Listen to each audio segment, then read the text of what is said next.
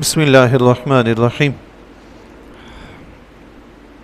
عن ابی بکرۃ قال رأیت رسول اللہ صلی اللہ علیہ وسلم علی المنبر۔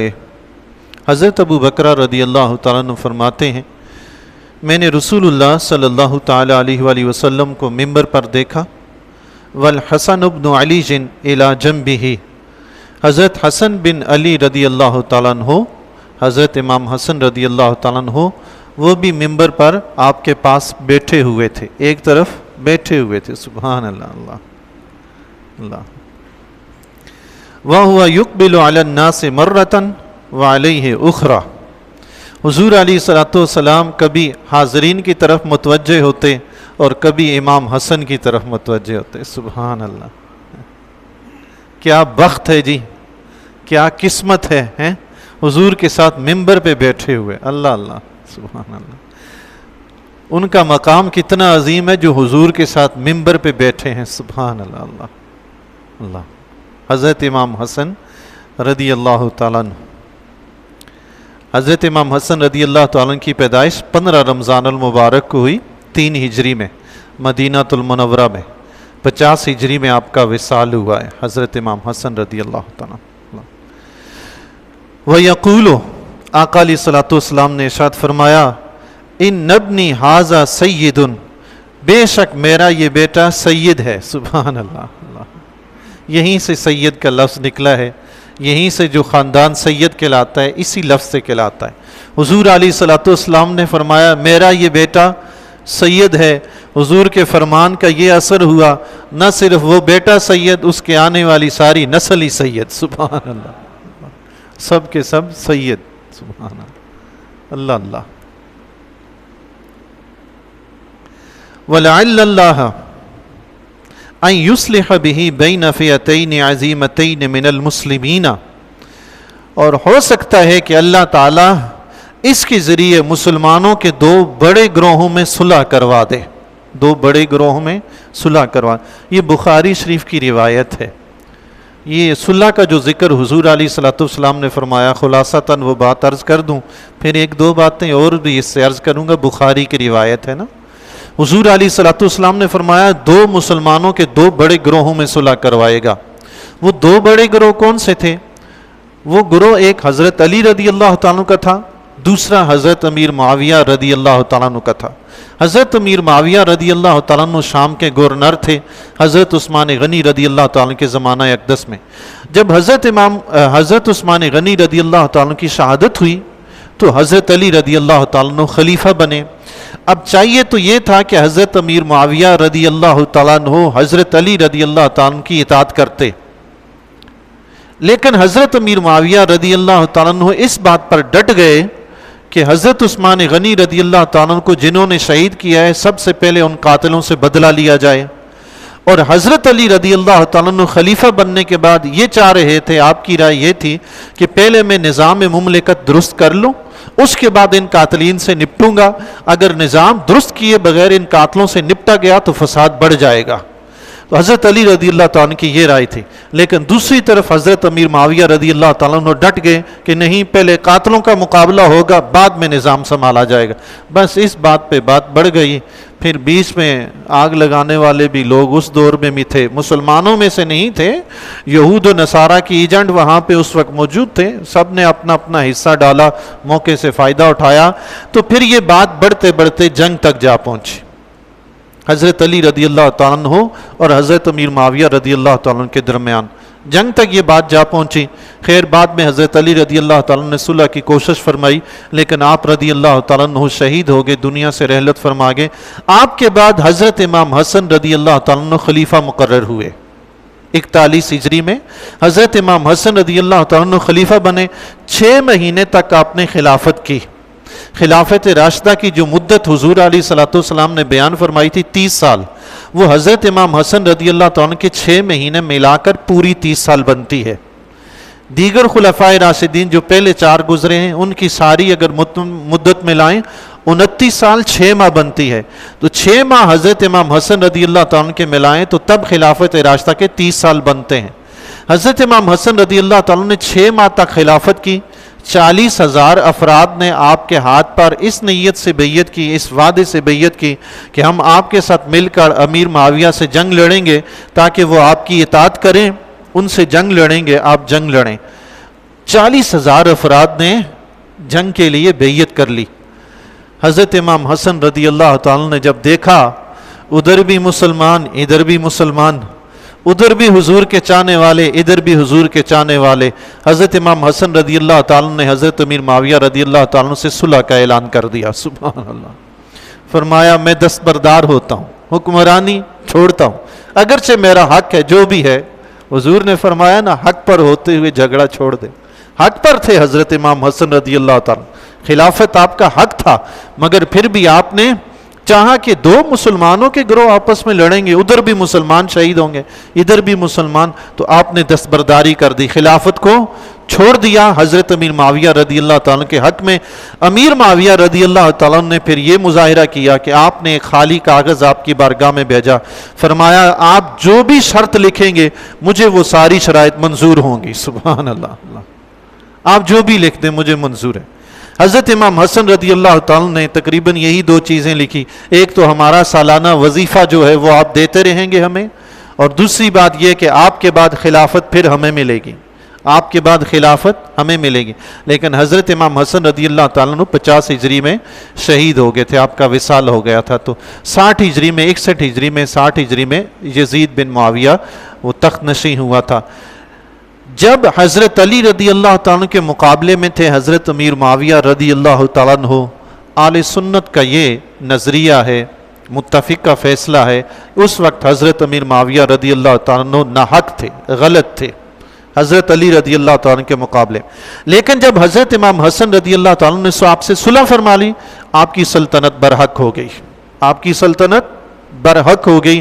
انجیل میں اور تورات میں حضور علیہ الصلوۃ والسلام کے بارے میں یہ دو صفات، یہ ایک صفت موجود تھی کہ حضور علیہ الصلوۃ والسلام کی ملک، حضور علیہ الصلوۃ والسلام کی بادشاہت شام میں ہوگی۔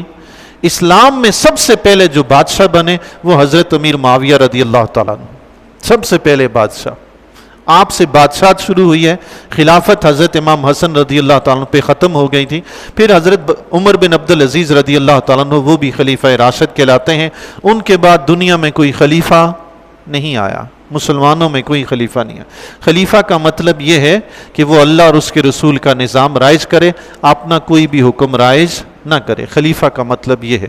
لیکن بادشاہ جب بنتا ہے تو پھر وہ اپنی رائے سے بھی کام لیتا ہے، اپنی مرضی سے بھی کام لیتا ہے، تو بادشاہت بھی جائز ہے اسلام میں، چونکہ حضور علیہ الصلوۃ والسلام نے حدیث میں یہ آتا ہے دو مسلمان گروہوں کے درمیان میں صلح فرمائے گا، اور اس پہ حضور علیہ الصلوۃ والسلام نے خوشی کا اظہار فرمایا۔ تو حضرت امام حسن رضی اللہ تعالیٰ کی صلح سے حضرت امیر معاویہ رضی اللہ تعالیٰ کو حکومت ملی، تو گویا حضور علیہ الصلوۃ والسلام اس حکومت پہ راضی ہیں۔ جب حضور راضی ہیں تو آج 1400 سال کے بعد کسی کو کیا تکلیف ہے؟ حضور علیہ الصلوۃ والسلام راضی ہیں نا، بات ختم۔ حضرت امام حسن رضی اللہ تعالیٰ نے صلح کر کے بات ختم کر دی، بس۔ اب دوسری ایک بات جو میں مزید عرض کرنا چاہتا تھا اہل سنت کے عقیدہ کے مطابق، یہ بخاری شریف کی روایت ہے۔ حضرت امام حسن رضی اللہ تعالیٰ کی پیدائش 3 ہجری میں ہوتی ہے، حضور علیہ الصلوۃ والسلام کا وصال مبارک 11 ہجری ربیع الاول میں ہے۔ اب آپ اندازہ لگائیں، جس وقت حضور علیہ الصلوۃ والسلام کا وصال مبارک ہوا، اس وقت حضرت امام حسن رضی اللہ تعالیٰ کی عمر مبارک کل 8 برس تھی، کل 8 برس تھی۔ اور جب حضرت امام حسن رضی اللہ تعالیٰ نے صلح فرمائی، اس وقت آپ کی عمر مبارک 38 برس تھی۔ حضور علیہ الصلوۃ والسلام نے کم و بیش، یہ جو واقعہ ہے یہ تو حضرت امام حسن رضی اللہ تعالیٰ کی 8 سال کی عمر سے بھی پہلے کا ہے، لگ بھگ 4-5 سال کی عمر کے ہوں گے، حضور علیہ الصلوۃ والسلام کے ساتھ ممبر پہ بیٹھے ہوئے ہیں۔ 8-10 سال کا بچہ تو بڑا ہوتا ہے، وہ نیچے بھی بیٹھ سکتا ہے، چھوٹا بچہ ہے 3-4 سال کا اوپر بیٹھ گیا ہے جی۔ اس وقت حضور علیہ الصلوۃ والسلام نے کیا خبر دی؟ یہ مسلمانوں کے 2 گروہوں کے درمیان صلح کروائے گا، اور پھر آپ نے صلح کروائی۔ حضور علیہ الصلوۃ والسلام نے خبر کب دی؟ 38-40 سال پہلے۔ حضور علیہ الصلوۃ والسلام کے علم پہ اب بھی کوئی اعتراض ہے؟ 40 سال پہلے حضور علیہ الصلوۃ والسلام فرما رہے ہیں، 40 سال پہلے واقعات جو مستقبل میں ہونے والے ہیں حضور علیہ الصلوۃ والسلام انہیں دیکھ رہے ہیں اور بیان فرما رہے ہیں کہ ایسا ہوگا۔ اب بھی کوئی شک ہے حضور کے علم پہ؟ اب بھی کوئی کہے گا کہ حضور کو کل کی خبر نہیں؟ اللہ ہدایت نصیب فرمائے۔ حدیث شریف میں آتا ہے حضور علیہ الصلوۃ والسلام نے فرمایا ہے، اللہ تعالیٰ جس کے ساتھ بلائی کا ارادہ کرتا ہے اس کو دین کی سمجھ عطا فرماتا ہے۔ یاد رکھیے، دین پڑھنا اور ہے، دین سمجھنا اور ہے۔ پڑھنے والے آج تو بے شمار اس معاشرے میں موجود ہیں، نظر آتے ہیں۔ نتیجہ کیا نکلتا ہے؟ ایک حدیث پڑھی بس شروع ہو جاتے ہیں، باقی پتہ ہی نہیں کہ یہ حدیث منسوخ ہے، اس کا حکم باقی بھی ہے کہ نہیں پتہ ہی نہیں۔ حدیث پڑھی پورے معاشرے میں شروع ہو جائیں گے پھیلانا۔ ہمارے ایک نئے اسکالر پیدا ہوئے ہیں، ضمناً بات آگے عرض کر دوں، کیونکہ کتابیں پڑھتے ہیں تو شروع ہو جاتے ہیں۔ جو گزشتہ ہمارے سلف صالحین کے جو نظریات تھے ان سے ہٹ کے اپنا کوئی نیا نظریہ پیش کرنے کی کوشش کرتے ہیں۔ یہ دین پڑھنے والے لوگ ہیں، دین سمجھنے والے نہیں۔ نئے اسکالر صاحب ہیں غامدی صاحب، وہ نظریہ پیش کرتے ہیں حضور علیہ الصلوۃ والسلام کو جو شب معراج میں جو واقعہ ہوا، معراج جو آپ کو ہوئی، ان کا کہنا یہ ہے کہ وہ حقیقت میں ظاہری میں نہیں تھی، وہ خواب تھا۔ وہ کیا تھا؟ خواب تھا۔ ہمارے ایک مفتی صاحب ہوتے ہیں امریکہ میں، نام ان کا میرے ذہن سے اتر گیا، انہوں نے کہا اچھا غامدی صاحب اگر یہ خواب تھا تو اس خواب کی تعبیر کہاں ہے؟ ظاہر ہے اللہ کے نبی کا دیکھا ہوا خواب ہے، خواب کی تعبیر تو ہوتی ہے۔ حضور علیہ الصلوۃ والسلام نے خواب دیکھا کہ ہم عمرہ کر رہے ہیں، بیت اللہ شریف میں داخل ہوئے، عمرہ کر رہے ہیں، ہم نے احرام باندھا ہوا ہے اور حلق کروا رہے ہیں، سر منڈوا رہے ہیں، بال کٹوا رہے ہیں۔ تو صحابہ کرام رضی اللہ تعالیٰ عنہ کو لے کر حضور علیہ الصلوۃ والسلام پھر چلے صلح حدیبیہ کے مقام پر، حدیبیہ کے مقام پر جو صلح ہوا۔ تو صحابہ کرام رضی اللہ تعالیٰ نے پوچھا یا رسول اللہ کیا آپ نے فرمایا نہیں تھا کہ میں نے خواب دیکھا تھا کہ ہم عمرہ کر رہے ہیں، تو یہ کیا ہوا، ہم عمرہ کرنے کیوں نہیں جا رہے، واپس کیوں جا رہے ہیں؟ حضور علیہ الصلوۃ والسلام نے فرمایا میں نے یہ تھوڑی کہا تھا کہ اسی سال اس خواب کی تعبیر ہوگی۔ پھر اس کے بعد تعبیر ہوئی، حضور علیہ الصلوۃ والسلام گئے، صحابہ کرام گئے، عمرہ کیا، مکہ بھی فتح ہوا، حضور کی خواب کی تعبیر ہو گئی نا، ہو گئی۔ معراج اگر خواب ہے تو تعبیر کہاں ہے؟ کہیں حدیث میں کہیں ملتا ہے؟ معراج اگر خواب تھی تو اہل مکہ نے شور کیوں مچایا؟ معراج اگر خواب تھی تو اللہ تعالیٰ کیوں فرماتا ہے کہ میں لوگوں کے لیے اسے آزمائش بناؤں گا؟ خواب بھی بھلا کوئی آزمائش ہوتی ہے؟ خواب پہ کسی کو کوئی اعتراض ہوتا ہے؟ خواب تو کوئی بھی دیکھ کے بیان کر سکتا ہے، میں نے خواب میں یہ کیا، وہ کیا، فلاں کیا، کسی کو سنا دے، وہ زیادہ سے زیادہ یہ کہے گا ایسے ہی پریشان کن خواب ہے، تمہیں خام خواہی نظر آئے، زیادہ سے زیادہ اتنا ہی کہے گا نا، اعتراضات تو نہیں اٹھائے گا۔ یہ اتنے اعتراضات حضور علیہ الصلوۃ والسلام کی اگر خواب اس کی تعبیر کہیں نہیں ملتی تو یہ اصل میں واقعہ حقیقت میں حضور علیہ الصلوۃ والسلام کی بیداری کے عالم میں۔ یہ ضمناً ایک بات آ گئی کہ دین پڑھنے والے بہت ہیں، دین سمجھنے والے کم ہیں۔ اللہ اکبر۔ حضرت امام حسن رضی اللہ تعالیٰ کے بارے میں حضور علیہ الصلوۃ والسلام نے یہ بھی ارشاد فرمایا ہے، حضرت براء رضی اللہ تعالیٰ عنہ فرماتے ہیں کہ حسن بن علی رضی اللہ تعالیٰ عنہ حضور علیہ الصلوۃ والسلام کے شانہ اقدس پر تھے، حضور علیہ الصلوۃ والسلام کے کندھے پر تھے۔ سبحان اللہ، اللہ اللہ، کتنی مبارک ہستی ہیں جی حضرت امام حسن رضی اللہ تعالیٰ عنہ، کبھی حضور علیہ الصلوۃ والسلام کی گود میں، کبھی حضور کے ساتھ ممبر پہ، کبھی حضور کے کندھے پہ۔ سبحان اللہ، اللہ اللہ، سبحان اللہ۔ آپ علیہ الصلوۃ والسلام نے فرمایا، حضرت امام حسن آپ کے کندھے پہ موجود ہیں، آپ علیہ الصلوۃ والسلام نے فرمایا اللہم انی احبہ فاحبہ، اے اللہ میں اس سے محبت کرتا ہوں تو بھی اس سے محبت فرما۔ سبحان اللہ، اللہ، میں اس سے محبت کرتا ہوں تو بھی اس سے محبت فرما۔ حضرت امام حسن رضی اللہ تعالیٰ کی تو ہستی وہ ہے کہ اللہ جن سے محبت ہی فرماتا ہے، حضور کی دعا فرمانے کا کیا مقصد ہے؟ یا اللہ اس محبت میں اضافہ فرما، زیادہ سے زیادہ محبت فرما ہے۔ ایک حدیث مبارکہ مزید سماعت فرما لیجیے جی۔ عن حذیفہ قال قلت لأمی دعینی آتی النبی صلی اللہ علیہ وسلم فأصلی معه المغرب حضرت حذیفہ رضی اللہ تعالیٰ عنہ فرماتے ہیں میں نے اپنی والدہ محترمہ سے اجازت مانگی کہ مجھے آپ اجازت دیں میں حضور علیہ الصلوۃ والسلام کے ساتھ جا کر مغرب کی نماز ادا کروں. آپ کا گھر تھوڑا سا مسجد نبوی سے دور تھا اور مغرب کے وقت اندھیرا چھا جاتا ہے. آپ کی عمر کم تھی تو والدہ صاحبہ نے یا تو آپ کے خطرے کے پیش نظر کہ کوئی پریشانی پیش نہ آ جائے اس وجہ سے مغرب اور عشاء میں مسجد نبوی میں جانے نہ دیتی تھی، یا اس وجہ سے کہ خود گھر میں اکیلی تھی تو اپنی کوئی پریشانی لاحق تھی اپنے بچے کو اپنے سے دور نہیں کرتی تھی. تو حضرت حذیفہ رضی اللہ تعالیٰ عنہ فرماتے ہیں میں نے اپنی والدہ سے کہا کہ مجھے اجازت دیں میں حضور علیہ الصلوۃ والسلام کے ساتھ مغرب کی نماز ادا کروں. ساتھ ماں کو لالچ بھی دی، اجازت نہیں مل رہی تھی نا، لالچ دی. لالچ کیا دی وہ سنیں، کتنی خوبصورت لالچ دی ہے. سبحان اللہ، اللہ اکبر. فرماتے ہیں وَأَسْأَلُهُ أَن يَسْتَغْفِرَ لِي وَلَكَ، اور مجھے اجازت دے دیں میں حضور علیہ الصلوۃ والسلام کے ساتھ نماز مغرب پڑھوں، پھر میں حضور کی بارگاہ میں عرض کروں گا حضور علیہ الصلوۃ والسلام میرے لیے بھی آپ کے لیے بھی دعائے مغفرت فرمائیں. سبحان اللہ، ماں کو لالچ دی کہ حضور کی بارگاہ میں آپ کے لیے دعائے مغفرت کرواؤں گا، اجازت دے دیں. سبحان اللہ، اللہ اکبر. حضور کی بارگاہ سے دعائے مغفرت. اللہ اللہ. اللہ تعالیٰ نے مجھے توفیق عطا فرمائی. 2016 میں عمرہ کیا تھا. وہاں ایک صاحب، ہم مکہ کی گلی میں ہم کہیں باہر نکلے تھے، روڈ پہ تھے تو میرے ساتھ گھر والے بھی تھے. ایک گاڑی والے نے گاڑی آ کے روکی اور اس نے کہا کہ مجھے مدینہ جانا ہے، میرے پاس پیسے ختم ہو گئے پیٹرول کے لیے، اتنے دے دیں. ان نے جو مانگے میرے پاس تھے میں نے دے دیے، جتنے انہوں نے مانگے دے. کہنے لگے کہ میں آپ کے لیے مسجد نبوی میں 2 رکعت نماز نفل ادا کروں گا. سبحان اللہ، ہماری خوشی کی انتہا نہیں ہے. سبحان اللہ، مسجد نبوی ہمارے لیے کوئی 2 رکعت نماز پڑھے. خیر بعد میں تو ہم بھی گئے، جو عمرہ کرنے جاتا ہے وہاں پہ بھی، لیکن یہ خوشی کی بات ہے. حضور کی بارگاہ میں پہنچنا تو بڑا عظیم ہے. آج تو ہم مسجد نبوی میں پہنچتے ہیں تو پھولے نہیں سماتے جی، ہم تو اپنی بخت پہ ناز کرنے لگتے ہیں. اللہ اللہ، حضور کی مسجد نبوی میں ہم پہنچے ہیں. سبحان اللہ. حضرت حذیفہ رضی اللہ تعالیٰ نے ماں سے عرض کی مجھے اجازت دے دیں حضور علیہ الصلوۃ والسلام کی بارگاہ میں آپ کے لیے دعائے مغفرت کرواؤں گا، اپنے لیے بھی کرواؤں گا، آج اجازت دیں. تو ماں نے اجازت دی. فرماتے ہیں فَأَتَيْتُ النَّبِيَّ صلی اللہ علیہ وسلم فَصَلَّيْتُ مَعَهُ الْمَغْرِبَ.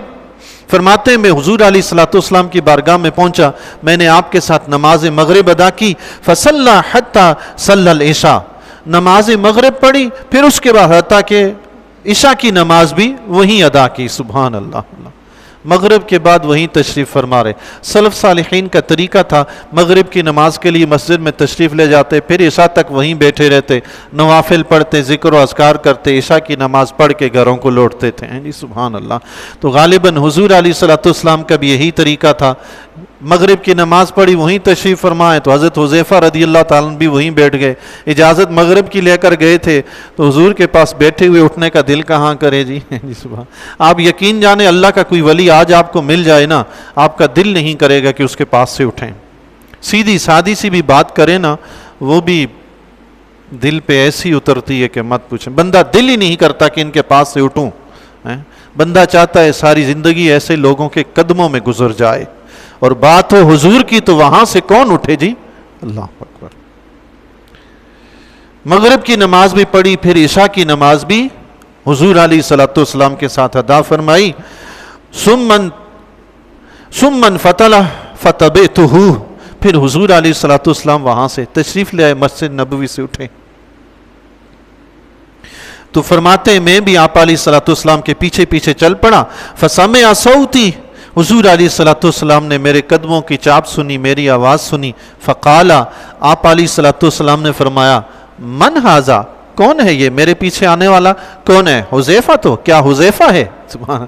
پیچھے آواز آئی، حضور علیہ الصلوۃ والسلام نے دیکھے بغیر پوچھا اور دیکھے بغیر فرمایا کیا حذیفہ تم آ رہے ہو میرے پیچھے؟ اللہ اللہ.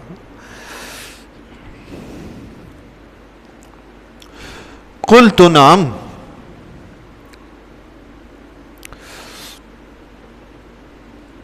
عرض کی جی ہاں یا رسول اللہ میں ہی ہوں. قال، حضور علیہ الصلوۃ والسلام نے فرمایا ما حاجتک،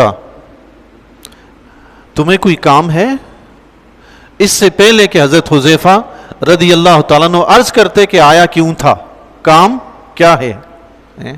हाजत अर्ज नहीं की। हुजूर अलैहिस्सलाम ने पूछा मा हाजतु का, कोई काम है, किसी वजह से आए थे? गफर अल्लाहु लक व लि उम्मिक। फिर हुजूर अलैहिस्सलाम ने हज़रत हुज़ैफा से पूछा ज़रूर, मगर जवाब दिए बगैर ही हुजूर अलैहिस्सलाम ने फरमाया अल्लाह तेरी भी मगफरत फरमाए, तेरी माँ की भी मगफरत फरमाए। सुभान अल्लाह, अल्लाह अकबर। हुजूर दिलों के हाल जानते हैं, ये क्यों आए हुजूर जानते हैं। ये तो इंसान है जो साथ साथ चल रहा है, जीती जागती जिंदगी है। हुजूर अलैहिस्सलाम तो पत्थर के दिलों के भी हाल जानते हैं। ओहद पहाड़ के ऊपर खड़े हो के आका फरमाते हैं ये हमसे मोहब्बत करता है, हम इससे मोहब्बत करते हैं। पहाड़ के अंदर की भी खबर है कि इसमें हमारी मोहब्बत है। सुभान अल्लाह। पहाड़ है कितना सख्त कैसा है, इंसान का दिल तो इंसान का दिल है। जो पहाड़ के अंदर की खबर रखते हैं वो इंसान के दिल के अंदर की खबर नहीं रखते क्या? सुभान अल्लाह। हमारे एक बहुत ही मशहूर और मारूफ आलिम दीन बुजुर्ग अल्लामा अरशद कादरी रहमतुल्लाह ताला अलैह गुजरे। आपका वक्त मैं आज बहुत ज़्यादा ले रहा हूँ, बस ये 2-4 अल्फाज हदीस के अर्ज़ करता हूँ। अल्लामा अरशद कादरी रहमतुल्लाह ताला अलैह बहुत ही मशहूर और मारूफ आलिम दीन और बड़े ही कमाल के राइटर थे। आपको रईसुल कलम का खिताब दिया गया, रईसुल कलम। आपकी किताबें पढ़ें अश्क बार हो जाता है, इंसान दिल अशश कर उठता है। आपने अकायद अहले सुन्नत पे मुखालिफीन के कुछ नज़रियात का रद्द करते हुए एक किताब तहरीर फरमाई जिसका नाम है ज़लज़ला। ज़लज़ला उस किताब में आपने ऐसे बेशुमार हवाले दिए हैं जिन लोगों के ये अकायद हैं कि हुजूर ये नहीं जानते, वो नहीं जानते, वो नहीं जानते, तो उन्होंने खुद उनकी मिसालें जिक्र की हैं कि अपने बुजुर्गों के बारे में तो तुम्हारा ये अकीदा है, एक बुजुर्ग के बारे में उनके जो मुखालिफीन हैं उनके एक बुजुर्ग का अकीदा ये जिक्र किया कि तुम लोग तो ये कहते हो कि उनका फलां मुरीद ये कह रहा था, तुम्हारी फलां किताब में लिखा हो, आपने बाकायदा हवाले दिए, तुम्हारी फलां किताब में लिखा है वो मुरीद उनके बारे में अपने पीर साहब के बारे में ये कह रहा है कि मुझे उनके पास जाते हुए डर लगता है चूंकि वो दिलों के हाल जानते हैं। अल्लाह अकबर। तो आपने फरमाया तुम्हारे पीर दिलों के हाल जानते हैं, हमारे नबी नहीं जानते क्या? नबी की बात आती है तो करवट बदल लेते हैं, अपनी बात आती है तो शाने बढ़ानी शुरू कर देते हैं। अल्लाह दीन की समझ दे जी, दीन पढ़ने के साथ साथ समझ अता फरमाए। तो हुजूर अलैहिस्सलाम ने हज़रत हुज़ैफा रदी अल्लाह तआला अन्हु के दिल का हाल जाना, आपने बगैर उनके बताए मगफरत की दुआ फरमा दी। सुभान अल्लाह। हदीस में जिक्र नहीं है कि हज़रत हुज़ैफा रदी अल्लाह तआला ने अर्ज़ की कि मैं इसलिए आया हूँ, उनकी अर्ज़ के बगैर ही हुजूर अलैहिस्सलाम ने दुआ दे दी, फरमाया अल्लाह तुम्हारी भी मगफरत फरमाए, तुम्हारी माँ की भी मगफरत फरमाए। फिर हज़रत हुज़ैफा रदी अल्लाह तआला को एक और बात इरशाद फरमाई, फरमाया इन्ना हाज़ा मलकुन लम यंज़िल अर्द क़त्तु क़ब्ल हाज़िहिल लैलति। हज़रत हुज़ैफा रदी अल्लाह तआला से फरमाया ये एक फरिश्ता आया हुआ है आसमान से, ये आज पहली दफ़ा आया, इससे पहले कभी ज़मीन पर नहीं आया। अल्लाह अकबर। हाँ, फरमाते हैं हुजूर अलैहिस्सलाम ने फरमाया इस्ताज़ना रब्बहु, इसने अपने रब से इजाज़त मांगी। तुम माँ से इजाज़त मांग के मेरे पास आई, ये रब से इजाज़त मांग के आया है। सुभान अल्लाह। अल्लाह। उनको इसलिए बताया ना कि वो भी इजाज़त लेकर आए थे, तो उनको बताया तुम इजाज़त लेके आए हो, देखो फरिश्ता भी इजाज़त लेके आया है। सुभान अल्लाह। अच्छा, फरिश्ते ने इजाज़त क्यों ली? अल्लाह अकबर। सुभान अन युसल्लिम अलैया, फरिश्ता रब से इजाज़त लेकर आया इसलिए कि मुझे सलाम करे, मुझे अल्लाह अल्लाह हुजूर को सलाम करना, तो हुजूर जवाब भी तो देंगे ना, वालेकुमुस्सलाम, तुम पर सलामती हो। जिसको हुजूर फरमा दें तुम पर सलामती हो, उसकी कब्र में भी सलामती, माशर में भी सलामती। सुभान अल्लाह। उसकी दुनिया भी सलामत, आखिरत भी सलामत है। सुभान अल्लाह। वयुबश्शिरुनी बिअन्न फातिमता सय्यदतु निसाए अहलिल जन्ना, और मुझे सलाम करने आया, इसके साथ साथ मुझे बिशारत देने आया है कि बेशक फातिमा आले जन्नत की औरतों की सरदार हैं। सुभान अल्लाह। व इन्नल हसन वल हुसैना, बेशक हसन और हुसैन सय्यदा शबाब अहलिल जन्ना, जन्नती नौजवानों के सरदार हैं। सुभान अल्लाह। हज़रत फातिमा जन्नती औरतों की सरदार हैं, हसन और हुसैन जन्नती नौजवानों के सरदार हैं। ये फरिश्ता खुशखबरी देने आया है। सुभान अल्लाह। जो जन्नत के सरदार हों وہ دنیا میں باغی کے لائیں گے کیا ہیں؟ آج جو شخص یزید کے مقابلے میں حضرت امام حسین رضی اللہ تعالیٰ کو باغی کہتا ہے، مجھے کوئی تاریخ کا، کسی کتاب کا، سیرت کی کتاب کا، قرآن سے، حدیث سے کوئی تو دلیل لا کر پیش کر کے دے کہ باغی بھی جنتیوں کے سردار ہوتے ہیں، نعوذ باللہ من ذالک۔ ہے کوئی حد؟ جن کی تعریفیں حضور علیہ صلاۃ والسلام بیان کر کے گئے، ان کے حق پہ ہونے کو جس کو شک ہوگا کوئی بدبختی ہو سکتا ہے، اللہ کے فضل و کرم سے اہل سنت کو کوئی شک نہیں ہے۔ اللہ تعالی ہمیں اپنے ان عقائد پر سلامت رکھے تا قیامت